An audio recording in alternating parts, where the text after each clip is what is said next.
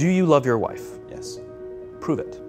Like, what's the metric? Give me the number that helps me know, right? Because when you met her, you didn't love her, right? Now you love her, right?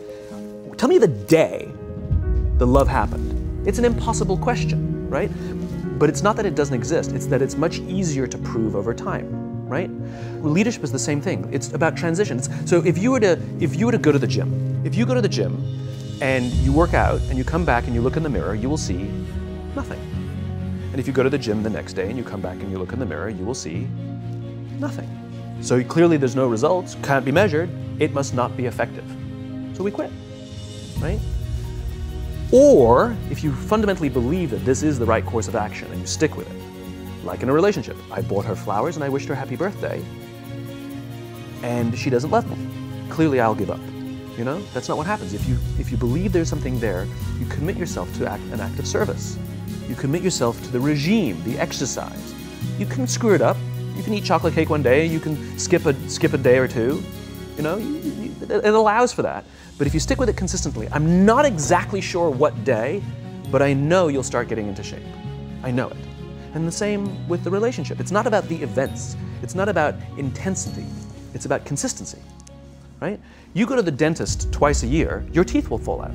You have to brush your teeth every day for 2 minutes. What does brushing your teeth twice a day for 2 minutes do? Nothing. Unless you do it every day, twice a day for 2 minutes. Right? It's the consistency. Going to the gym for 9 hours does not get you into shape. Working out every day for 20 minutes gets you into shape. So the problem is we treat leadership with intensity. We have a 2-day offsite, we invite a bunch of speakers, we give everybody a certificate, you're a leader, right?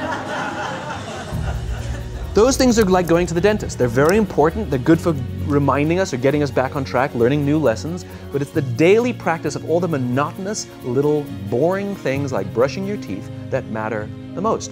She didn't fall in love with you because you remembered her birthday and bought her flowers on Valentine's Day. She fell in love with you because when you woke up in the morning, you said good morning to her before you checked your phone. She fell in love with you because when you went to the fridge to get yourself a drink, you got her one without even asking. She fell in love with you because when you had an amazing day at work and she came home and she had a terrible day at work, you didn't say, yeah, but let me tell you about my day. You sat and listened to her awful day and you didn't say a thing about your amazing day. This is why she fell in love with you. I can't tell you exactly what day, and it was no particular thing you did. It was the accumulation of all of those little things that she woke up one day and as if she pressed a button, she goes, I love him, right? Leadership is exactly the same. There's no event.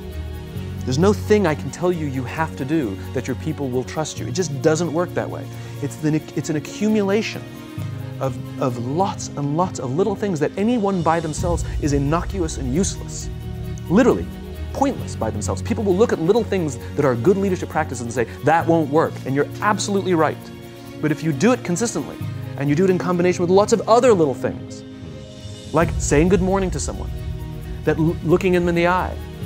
My friend George, who's a 3-star general in the Marine Corps, he says his test for leadership, and I love this, he goes, his test for a good leader is if you ask somebody how their day is going, you actually care about the answer. The number of times we're walking to a meeting, we're rushing, we go, how are you? Not good, I gotta get to you later, I'm late for a meeting. Right. If you ask the question, you were standing there and you were listening to the answer.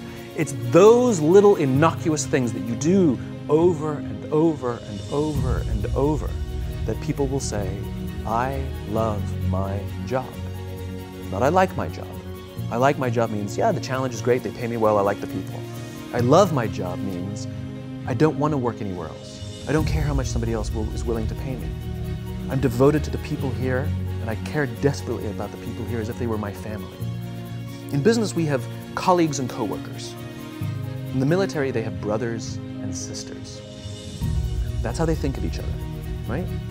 If you really have a strong corporate culture, the people will think of each other like brothers and sisters. It's like a family, right? No, brothers and sisters.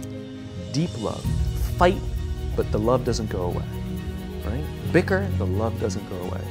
And I'll fight with my sister, but if you threaten my sister, you're gonna have to deal with me, right? We'll fight internally, we'll bicker with each other, but nobody's gonna hurt each other, and if anything from the outside shows up, you're looking at a unified front. Brothers and sisters. Now, how do you create brothers and sisters out of strangers? Common beliefs, common values. You know, parents, in other words, executives who care about their children's success, who care to raise their children, teach them skills, discipline them when necessary, help them build their self-confidence so that they can go on and achieve something more than you could have ever imagined achieving for yourself. That's leadership, an absolute love and devotion for the people who've committed their lives to this enterprise.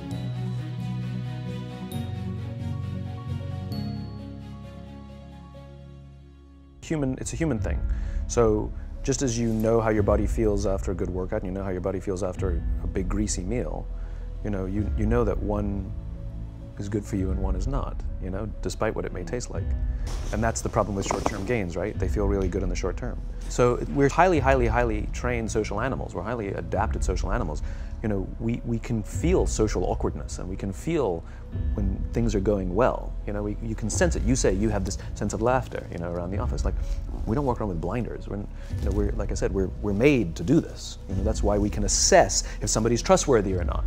That's why we keep our walls and we're like, yeah, his results are great, but I wouldn't trust him, right?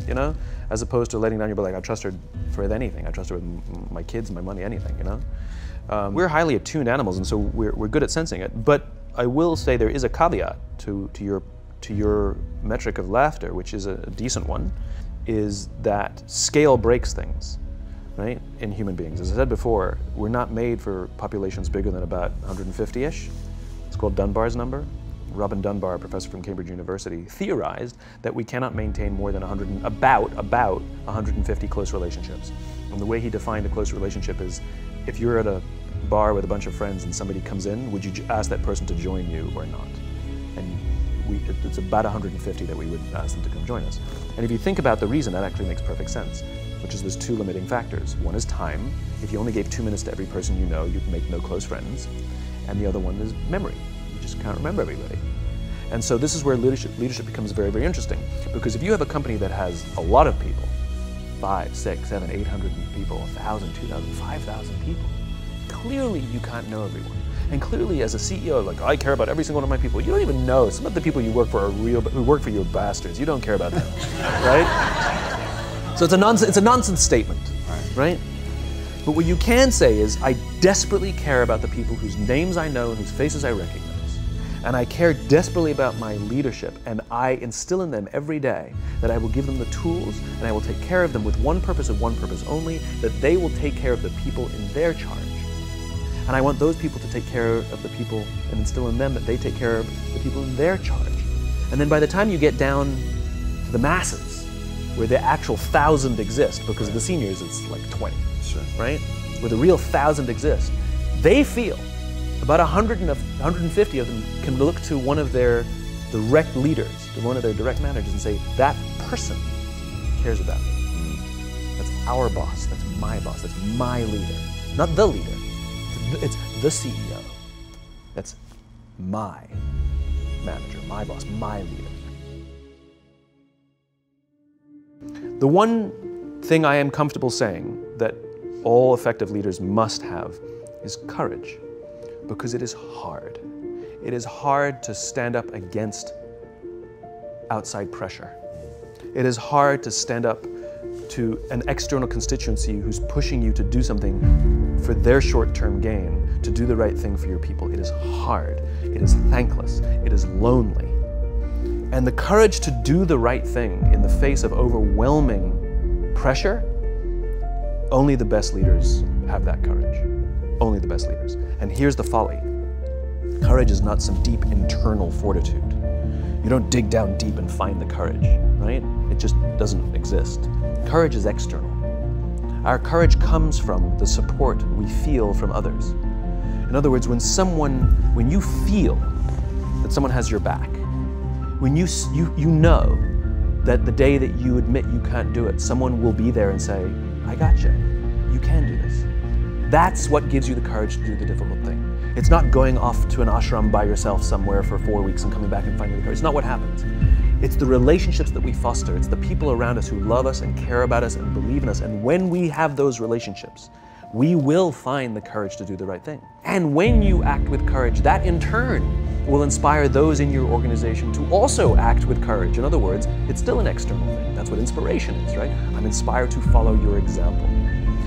But those relationships that we foster over the course of a lifetime will not only make us into the leaders we need to be and hope we can be, but they'll often save your life. They'll save you from depression, they'll save you from giving up, they'll save you from any matter of negative feelings about your own capabilities, your own future, when someone just says, I love you.